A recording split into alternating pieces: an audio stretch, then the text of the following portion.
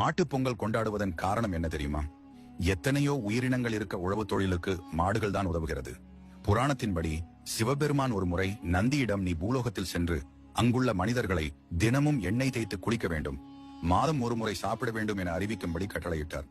கவனக்குறைவுடன் அதை கேட்ட நந்தி, அனைவரும் தினமும் சாப்பிட வேண்டும், மாதம் ஒரு முறை எண்ணெய் குளியல் செய்ய வேண்டும் என அறிவித்தார். இந்த தவறினால் கோபம் கொண்ட சிவபெருமான் நந்தியை பார்த்து, உணவை தயாரிக்க என்றென்றும் நீ பாடுபடுவாய் என சாபமிட்டார்.